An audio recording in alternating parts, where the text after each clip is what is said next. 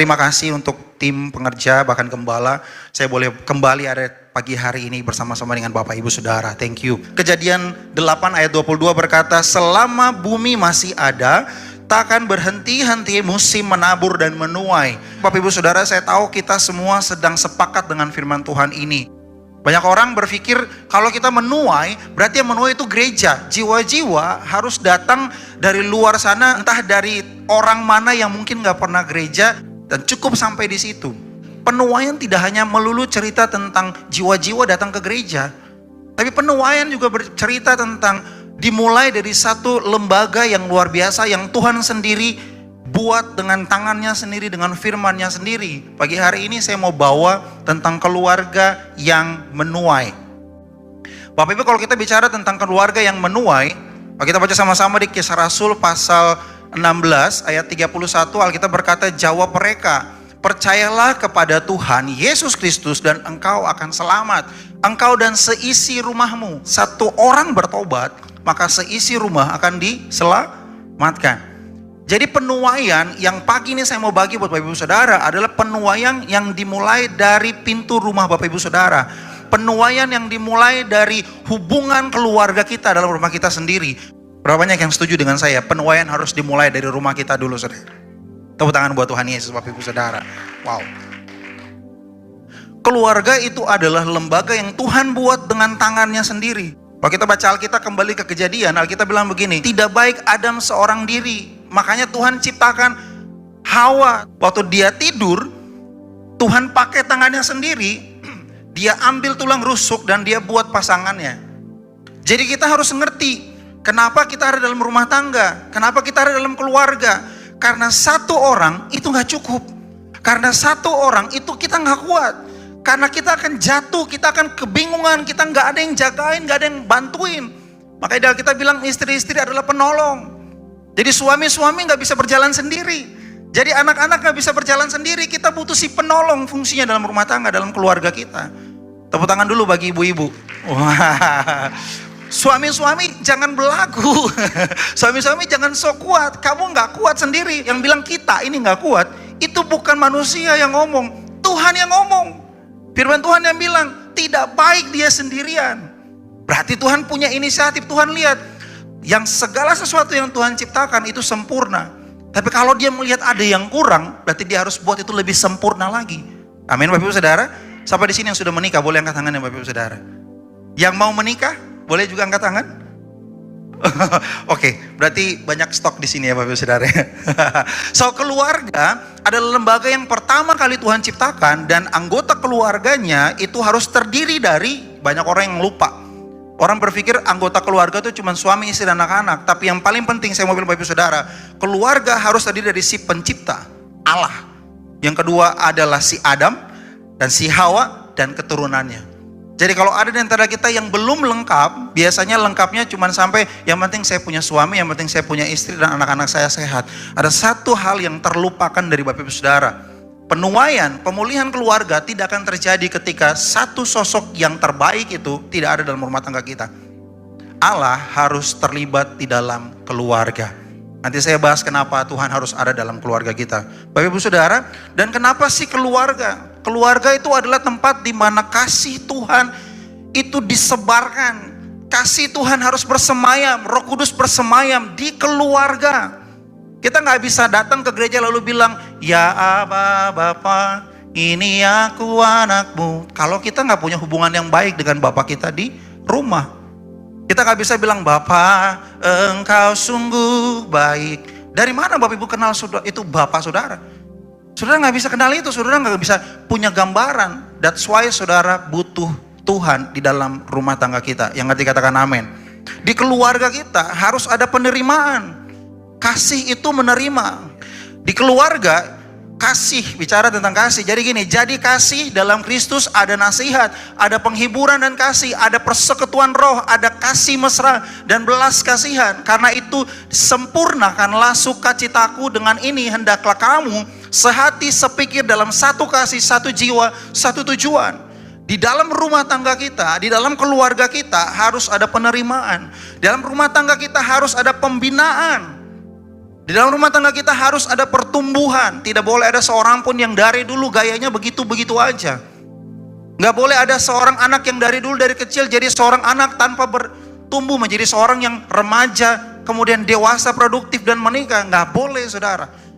Itu artinya keluarga kita ada yang salah, Bapak Ibu Saudara. Dan berikutnya, harus ada pemberdayaan. Dalam keluarga kita, kasih itu memberikan kesempatan.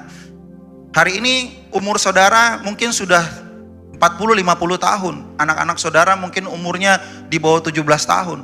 Tapi begitu sudah 17 tahun, saya percaya bahwa Bapak sudah mulai, kamu sudah bisa nyetir mobil nih. Mulai sekarang kamu yang nyetir ya, papi duduk di depan. Benar gak Bapak Ibu Saudara? Saudara mau sampai umur 80 tahun masih nyetirin anak saudara? Pasti gak mau, benar gak? So, kasih dia kepercayaan. Dengan begitu, anak-anak saudara akan bertumbuh dan menjadi seorang yang mulai mengambil keputusan, mengambil tanggung jawab, saudara. Yang ngerti katakan amin. Kidung Agung pasal 3 ayat 11 tuh bicara tentang putri-putri Sion, keluarlah dan tengoklah Raja Salomo dengan mahkota yang dikenakan kepadanya oleh ibunya pada hari pernikahannya, pada hari kesukaan hatinya. Laki-laki dan perempuan, begitu mereka masuk ke dalam keluarga, Alkitab bilang, pada hari kesukaan hatinya. Jadi ibu-ibu akan datang kepada anak perempuannya, putri-putri Sion, saudara dan saya, lalu memberikan mahkota di atas kepalanya. Dia berikan mahkota bukan karena dia berhasil menikahkan anaknya dengan satu pengusaha yang kaya, tapi dia memberikan mahkota di atas kepalanya itu karena dia bilang ini lembaran baru yang menjadi kesukaan hatinya bagi ibunya dan si anaknya itu sendiri. Jadi pada awalnya, dari awalnya keluarga itu dimulai karena kita merasa bahagia. Ingat waktu pertama kali yang memutuskan menikah itu bukan pasangan saudara, tapi saudara sendiri yang datang bilang sama orang tua, "Pa, Ma, saya mau nikah dengan dia." Betul? Betul Bapak Ibu Saudara? Jadi pernikahan, keluarga dimulai dari satu keputusan seseorang untuk mau mulai tahapan baru bahagia dalam rumahnya. Tapi kalau ada sesuatu yang terjadi dalam keluarga dan buat kita nggak bisa bahagia, itu bukan salahnya Tuhan. Ada sesuatu yang harus diperbaiki dari keputusan kita hari demi hari. Ada banyak orang masuk dalam doa lalu dia bilang, Tuhan kenapa rumah tangga begini? Tuhan apa yang aku perbuat? Tuhan kok kamu nggak pulih-pulihkan? Tuhan bilang, saya siap memulihkan. But will you? Tapi apakah kamu mau untuk dipulihkan keluarga kita? Ini terjadi. Khotbah hari ini, firman Tuhan hari ini bukan terjadi untuk saudara saja, tapi untuk saya dan golongan anak-anak muda yang baru menikah seperti saya. Kita masuk dalam keluarga dengan ego kita, masuk dengan keluarga dengan kemampuan kita, masuk dengan latar belakang kita, dan kita bilang, kalau Tuhan saja yang bisa mengubah saya, kamu gak bisa mengubah saya. Itu jebakan pertama yang iblis buat kita, saudara. Keluarga itu adalah solusi dari Tuhan. Tadi saya cerita, Alkitab bilang tidak baik Adam seorang diri. Jadi jangan bilang begini, gara-gara saya menikah sama kamu, hidup saya jadi kayak begini. Gara-gara saya menikah sama dia, nih model-model begini nih yang saya lihat nih, dia yang bikin saya begini. Saya nyesal nikah sama dia, saya nyesal punya anak sama seperti kamu. Kalau saja saya nggak punya orang tua kayak kamu, kalau saja orang tua saya lebih kaya. Saya mau bilang, keluarga adalah solusi dari Allah. Pernikahan adalah bagian dari solusi terbaik yang Tuhan buat Bapak Ibu Saudara dan saya. Allah melihat bahwa tidak pernah ada sesuatu yang baik dari seorang diri, makanya Allah bilang, saya mesti buat pasangan buat Adam. Saya suka untuk ulang-ulang di bagian itu, karena banyak pribadi lepas pribadi di sini merasa dia mampu tanpa Tuhan. Bapak Ibu Saudara, lalu apa saja yang membuat kita, menghalangi kita mengalami penuaian di dalam rumah tangga kita? Yang pertama adalah masa lalu. Orang-orang yang sudah dewasa, dia masuk dalam pernikahan, masuk dalam keluarga, lalu dia bilang, dulu kamu kan begini, kamu kan begitu. Waktu datang kita kasih kepercayaan, istri gak percaya sama suaminya. Karena kenapa? Dulu dia tukang selingkuh. Waktu pacaran aja selingkuh mulu, nanti kalau nikah gimana? Benar Bapak Ibu? Suami-suami juga itu bilang, kamu kan dulu waktu nikah, belum nikah kamu kan boros, uangnya habis mulu. Orang saya pinjemin ATM suruh ambil 100.000, kamu ngambil 1 juta. Kamu diam-diam transfer buat keluarga kamu. Kamu diam-diam begini dan begitu, kamu gak ngomong sama saya. Masa lalu saudara. Saya mau bilang buat saudara, Filipi 3 ayat 13-14 berkata, lupakan apa yang ada di belakang. Tinggalin Bapak Ibu Saudara. Sekali lagi, pernikahan bicara tentang masa depan, bukan tentang yang kemarin. Kalau saudara dan saya sudah masuk dalam pernikahan, dalam keluarga, sudah siap berkomitmen, sudah masuk nih terjun saudara, jangan ingat lagi yang dulu. Hari ini saudara dikecewain, besok pagi saudara bangun ketemu dia lagi. Kalau saudara tinggal di dalam hal yang sama, gak ada masa depan buat saudara. Dan masa lalu selalu jadi salah satu penghalang kenapa kita gak bisa menuai dalam rumah tangga kita. Yang ngerti katakan amin. Galatia 5 ayat 1 berkata begini, kita dimerdekakan oleh Yesus. Kita sudah dimerdekakan. Jadi apapun yang keadaan dalam rumah tangga kita yang sudah berlalu, kita sudah dimerdekakan. Kita sudah dimerdekakan. Kalau kita sudah dimerdekakan, kita gak perlu lagi ingat-ingat yang kemarin. Dulu memang dia salah, dulu memang kita salah. Ini kadang-kadang masa lalu itu gak cerita tentang pasangan kita, tapi kadang-kadang kita berpikir tentang diri kita sendiri. Saya kan orangnya suka gagal, saya kan orangnya sulit, saya kan gak bisa, saya kan begini dan begitu. Dulu kan saya gagal terus, dulu kan saya gak mampu maju, dulu kan begini, dulu dan dulu. Apalagi teman-teman Bapak Ibu Saudara yang mengalami kegagalan, penolakan dari masa kecilnya sampai akhirnya menikah. Waktu masuk dalam keluarga kita bingung, waduh gimana caranya. Kita bilang itu bagian dari masa lalu. Masa lalu saudara sudah selesai. Alkitab bilang supaya kita sungguh-sungguh merdeka. Kristus telah memerdekakan kita. Berapa banyak yang sudah merdeka hari ini? Yang kedua, hal yang membuat kita tertunda mengalami penuaian dalam rumah tangga kita adalah karakter. Karakter saudara. Hal ini, kalau tadi soal masa lalu, kita yang harus deal masing-masing pribadi. Kita yang harus bilang itu sudah selesai. Tapi kalau sampai di titik yang namanya karakter atau sifat, maka ini adalah peran sama-sama. Suami dan istri, orang tua dan anak, adik dan kakak, kita mesti sama-sama. Ini peranan masing-masing. Gak bisa kita berperang sendirian. Ini namanya peperangan keluarga, rumah tangga sebagai tim. Yang namanya karakter, kita gak bisa suruh semua orang turun ikutin standarnya kita. Kita gak bisa suruh semua orang ikutin karakternya saya. Saya begini, saya sudah begini dari lahirnya. Kamu kalau mau ikut saya, kalau gak keluar dari rumah ini. Pernah saudara dengar kata-kata itu saudara? Wah ini familiar nih buat kita-kita semua. Saya lihat muka-mukanya senyum dengar ini saudara. Tapi kalau saudara merasa mau supaya keluarga Suara diberkati, menuai di tahun ini, ikut tema yang ada. Saya mau bilang Bapak Ibu Saudara, belajar untuk memahami karakter pasangan kita, karakter orang tua kita. Anak-anak dengar baik, bukan cuma orang tua yang harus mengerti kamu anak-anak muda. Anak-anak muda juga harus belajar dewasa, bertumbuh jadi orang dewasa, mengerti karakter orang lain. Yang ngerti katakan amin. Pengkhotbah 9 ayat 9 berkata, nikmatilah hidup dengan istri yang kukasihi seumur hidupmu. Suami dan istri, pernikahan itu bicara tentang keintiman, kedekatan, hubungan yang dekat. Tidak ada orang yang lebih dekat dari saudara selain suami atau istri. Dan anak-anak sama orang tua, ini bicara tentang hubungan keluarga. Jadi kalau baca firman Tuhan, ini bukan buat saya, ini buat orang tua saya. No, itu buat saudara dan saya juga, anak muda. Siapapun yang masih punya orang tua di atas kita, dengar Alkitab bilang, nikmatilah hidup dengan istri yang kau kasihi seumur hidupmu, karena itulah bagianmu dalam hidup dan dalam usaha. Berusaha untuk menikmati, Pak, tapi begitu mulu, dia gak berubah-berubah mulu.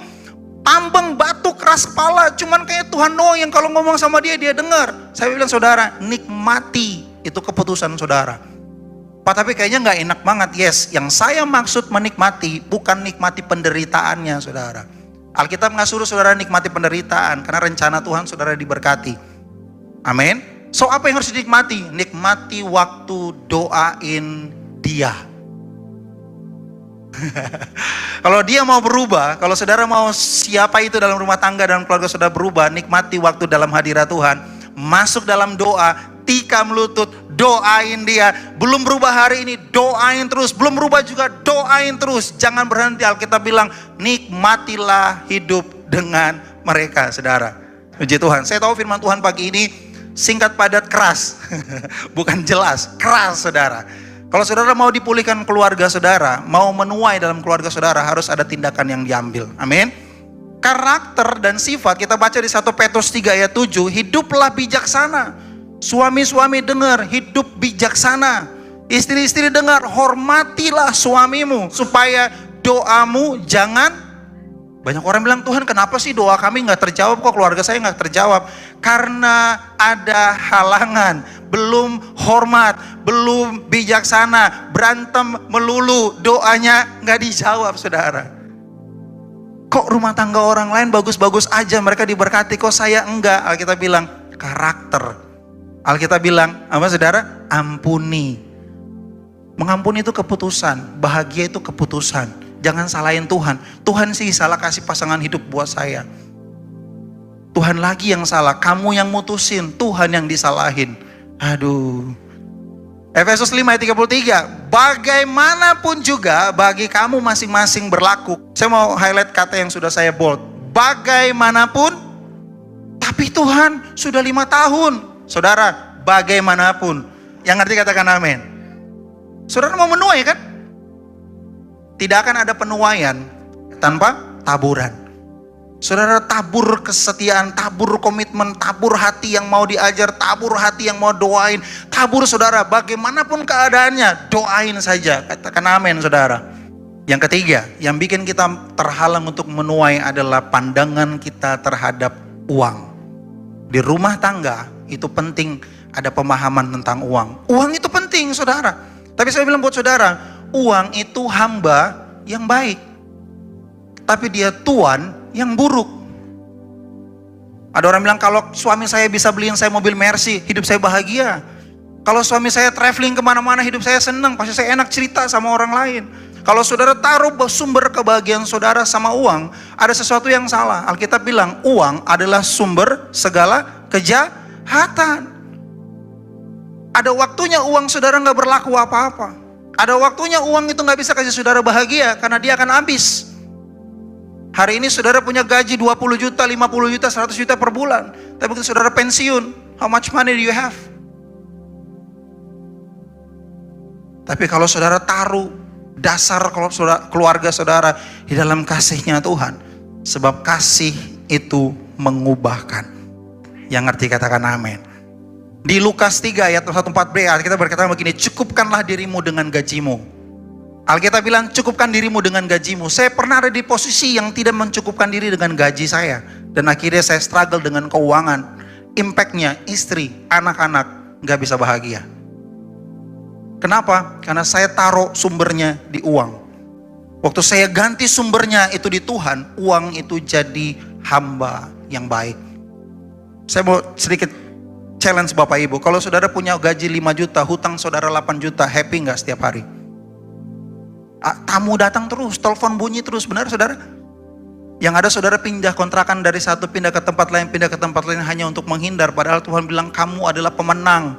Tuhan bilang kamu adalah kepala, kamu bukan ekor, kamu tuh pemberani. Tapi karena kamu punya hutang, kamu gak bisa jadi seperti itu. Itu cara iblis bikin rumah tangga saudara gak punya happy dalam keluarga, gak punya joyful dalam keluarga. Suami istri salah-salahan setiap hari. Karena apa? Gajinya 5 juta, gayanya 10 juta.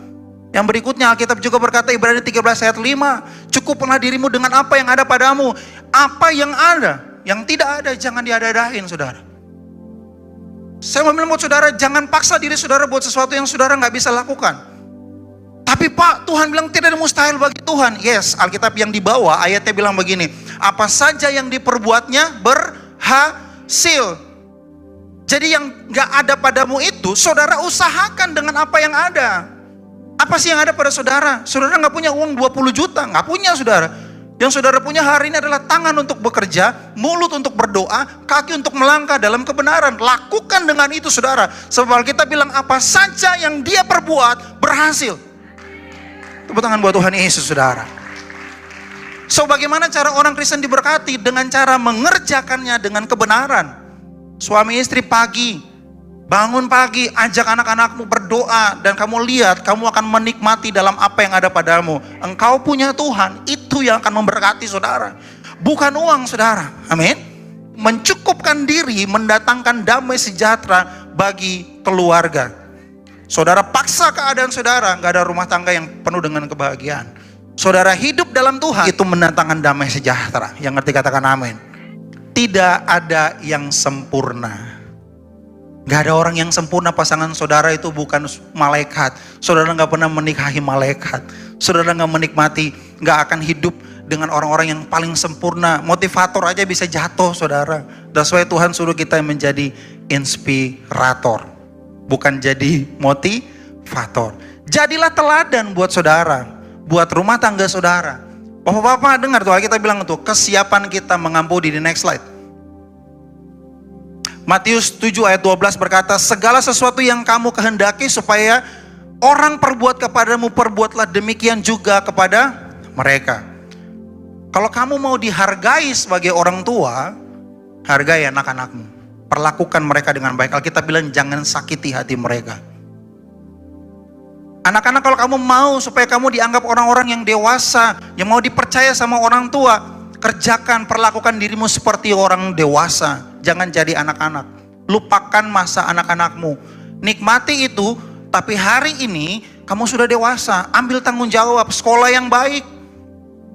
Kerjakan yang terbaik, hasilkan sesuatu dari dirimu sendiri. Dan lihat, orang tuamu akan menghargai kamu. Ini fungsi keluarga Bapak Ibu Saudara. Matius 6 ayat 12. Seperti kami juga mengampuni orang yang bersalah pada, ini doa, Lord's Prayer. Mengampuni, memulihkan hati yang luka.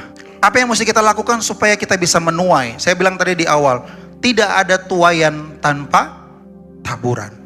So apa yang harus kita tabur Bapak Ibu Saudara?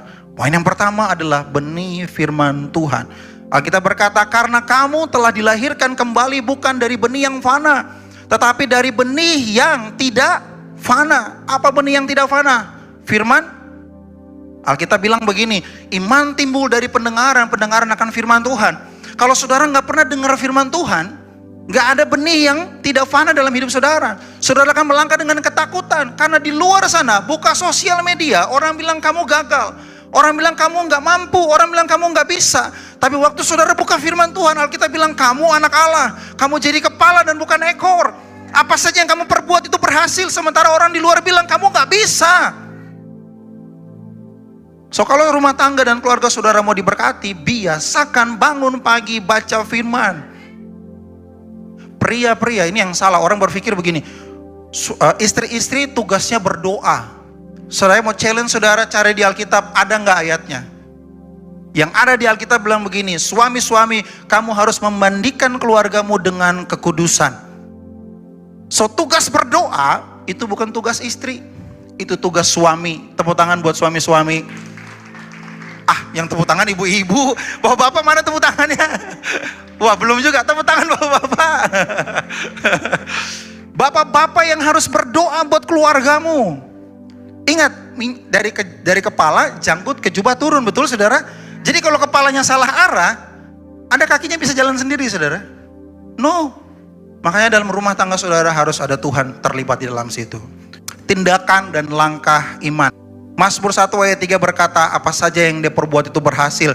Tapi lihat ayatnya, ia seperti pohon yang ditanam di tepi aliran. Saudara harus ditanam di tepi aliran air. Kalau kita nanam diri kita di tanah yang tandus, saudara gak bisa berbuah saudara. Ini bukan cuma buat bapak-bapak, ibu-ibu juga, anak-anak juga. Gak bisa saudara begitu saja. Ambil tindakan, mulai pagi ini, bangun pagi, besok pagi, hari lusa datang sama Tuhan dan bilang, Tuhan kita butuh Tuhan. Kita butuh Tuhan. Kita butuh firman Tuhan. Harus tindakan, jangan bilang, oh iya betul, tunggu nanti saya ulang tahun deh. Kayaknya waktu ulang tahun adalah waktu yang tepat untuk Tuhan. Kasih kado terbaik buat Tuhan, saya bertobat. Saya mau tanya, besok masih hidup saudara? Kita bilang jangan tunggu angin, jangan tunggu cuaca, jangan tunggu air. Jangan, lakukan itu sekarang. Kalau Yesus bilang, oh besok aja deh saya matinya buat saudara, hari ini saudara gak diselamatin.